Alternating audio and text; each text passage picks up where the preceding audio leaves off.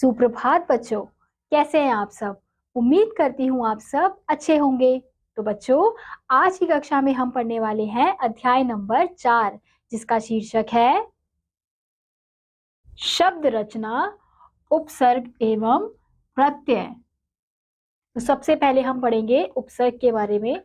हिंदी भाषा का शब्द भंडार विश्व की अन्य भाषाओं की अपेक्षा विशालतम है, क्योंकि हिंदी में प्रायः शब्द मूल स्वरूप में ही आते हैं, परंतु कुछ शब्दों से पहले शब्दांश लगाने पर नए शब्द बनाए जाते हैं।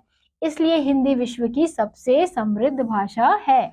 जैसे चौराहा, चौ जमा राहा, खूबसूरत, खूब जमा सूरत, सुपुत्र, सु जमा पुत्र। आपने देखा कि उपयुक्त शब्दों में राहा, सूरत और पुत्र से पहले क्रमशः चौ, खूब और सु शब्दांश लगे हैं। इनके लगने से शब्द के अर्थ में परिवर्तन आ गया। इस प्रकार हम कह सकते हैं कि जो शब्दांश मूल शब्द से पहले जुड़कर उसके अर्थ में विशेषता उत्पन्न कर देते हैं अथवा अर्थ में कोई परिवर्तन ला देते हैं, उसे उपसर्ग कहते हैं। जैसे कु, दुर, वी। तो उपसर्ग के शब्द क्या करते हैं, किसी मूल शब्द में पहले जुड़ते हैं और उसके अर्थ को परिवर्तित कर देते हैं। अब हम यहाँ देखेंगे उपसर्ग के भेद। हिंदी में अनेक भाषाओं से शब्द आए हैं, अतः 4 भाषाओं के उपसर्ग लिए गए हैं।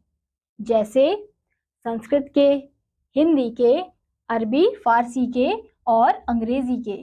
तो सबसे पहले हम देखेंगे संस्कृत के उपसर्ग। तो यहाँ पे हमें संस्कृत के उपसर्ग दिए गए हैं, उनका क्या अर्थ है और उनको किस प्रकार से शब्दों में उपयोग किया जाता है। जैसे आ, जिसका अर्थ है तक, पूर्ण, भर। अब इसका शब्दों में प्रयोग है आचरण, आमरण, आक्रमण, आहार, आजीवन।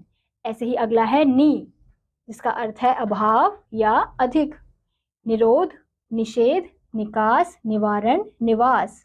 ऐसे ही अगला है सु, यानी कि अच्छा, सहज, सुशील, सुदर्शन, सुरक्षा, सुकर्म, सुगम, सुलभ। ऐसे ही अगला है स, यानी कि सहित या फिर के साथ, सफल, सदेह, सदोष, सकुल, सम्मान। ऐसे ही अगला है कु, यानी कि बुरा या फिर गंदा, कुपुत्र, कुसंग, कुफल, कुरूप, कुकृत। तो बच्चों, इसी प्रकार से आप देख सकते हैं कि हमें संस्कृत के उपसर्ग दिए गए हैं। अब अगला है हमारा हिंदी के उपसर्ग। हिंदी के उपसर्ग तद्भव देशी और विदेशी शब्दों के साथ प्रयुक्त होते हैं। तो हिंदी के उपसर्ग है अ, जिसका अर्थ है अभाव या निषेध, अभागा, अमर, अजान, अलग, अटल, अछूत। ऐसे ही अगला है अन, जिसका अर्थ भी है क्या है, अभाव, निषेध, अनदेखी, अनमेल, अनहोनी, अनपढ़, अनमोल। ऐसे ही अगला है अध, जिसका अर्थ है आधा, अधमरा, अधकचरा, अधखिला, अधपका। ऐसे ही अगला है उन, जिसका अर्थ है एक, कम, 59, 49, 19, 29। तो ये क्या है, गिनतियों के शब्द है। ऐसे ही अगला है कु, यानी कि बुराई या फिर नीचता, कुचाल, कुचक्र और कुपुत्र। ऐसे ही अगला है अब हमारा फारसी, अरबी फारसी के उपसर्ग। तो पहला है गैर, यानी कि भिन्न, गैर हाजिर, गैर कानूनी, गैर सरकारी। ऐसे ही अगला है हम, यानी कि साथ, हम सफर, हम जोली, हमदम, हम उम्र। ऐसे ही अगला है हर, जिसका अर्थ है सभी, हर एक, हर घड़ी, हर वक्त, हर हाल। ऐसे ही अगला है दर, यानी कि में, दरअसल, दरकार, दरगुजर। ऐसे ही अगला उपसर्ग हमें दिया गया है अंग्रेजी के उपसर्ग। तो जनरल, जिसका अर्थ है मुख्य, तो जनरल मैनेजर। ऐसे ही चीफ का है मुख्य, चीफ सेक्रेटरी। सब, अधीन यानी नीचे, सब जज, सब कमेटी। ऐसे अगला है डिप्टी, यानी कि सहायक, डिप्टी मिनिस्टर, डिप्टी रजिस्ट्रार। अगला है वाइस, यानी कि उप, वाइस चांसलर, वाइस प्रिंसिपल। क्या आप जानते हैं संस्कृत के मूल उपसर्ग लगभग 22 हैं। संस्कृत के कुछ अव्ययों का प्रयोग भी उपसर्गों की तरह होता है। हिंदी के अनेक उपसर्ग हैं। प्रदेश, प्रांत, बोलियों, भाषाओं के आधार पर इनकी संख्या निश्चित नहीं की जा सकती। तो बच्चों, इसी के आधार पर आप इन कार्यों को पूरा करेंगे जो आपको दिया गया है। अब अगला है हमारा प्रत्यय। उपसर्गों की तरह प्रत्यय भी शब्दांश होते हैं। इनका भी स्वतंत्र रूप में अपना कोई अर्थ नहीं होता है। ये अन्य किसी शब्द के अंत में लगकर उस शब्द में विकार उत्पन्न कर देते हैं, यानी कि परिवर्तन कर देते हैं और विशेषता प्रकट करते हैं। जैसे पहनावा, पहन जमा आवा, जमानत, जमा जमा आनंद। ऊपर दिए गए शब्दों पहन, जमा और भारत में क्रमशः आवा, आनत और ईय शब्दांश लगे हैं, जिनके कारण उनके अर्थ में परिवर्तन आ गया है। ये शब्दांश प्रत्यय कहे जाते हैं। इस प्रकार हम कह सकते हैं कि जो शब्दांश शब्दों के अंत में लगकर उनके अर्थ को बदल देते हैं उन्हें प्रत्यय कहते हैं। यानी कि प्रत्यय कहाँ लगते हैं? शब्दों के अंत में लगाए जाते हैं। प्रत्यय सार्थक शब्दों के साथ ही जुड़ते हैं, अलग से इनका कोई अर्थ नहीं होता। एक ही प्रत्यय अनेक शब्दों के साथ जुड़कर नए शब्द बनाता है। जैसे अब हमें यहाँ पे दिया गया है शब्द इत, तो पुष्पित, फलित, पठित, लिखित, निर्धारित। तो हम देख सकते हैं एक प्रत्यय शब्द लगकर अलग अलग शब्दों के साथ अलग अलग अर्थों को प्रकट कर रहा है। अब हम यहाँ देखेंगे प्रत्यय के भेद। प्रत्ययों का विभाजन दो प्रकार से किया जाता है। पहला कृत प्रत्यय और दूसरा है तद्धित प्रत्यय। कृत प्रत्यय क्या होते हैं? जो प्रत्यय क्रिया की धातु के अंत में लगाए जाते हैं उन्हें कृत प्रत्यय कहते हैं। जैसे तैराक, तैर जमा आग, बहाव, बह जमा आव। कृत प्रत्ययों के योग से बने शब्द कृदंत कहलाते हैं। हम देखेंगे कृत प्रत्ययों से बने शब्दों के कुछ उदाहरण नीचे दिए जा रहे हैं। हिंदी के प्रत्यय अक, जम अथवा क, कर्ता अर्थ में, भाववाचक अर्थ में।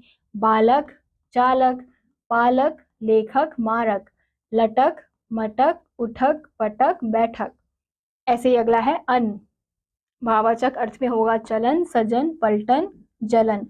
साधन अर्थ में बेलन, झाड़न।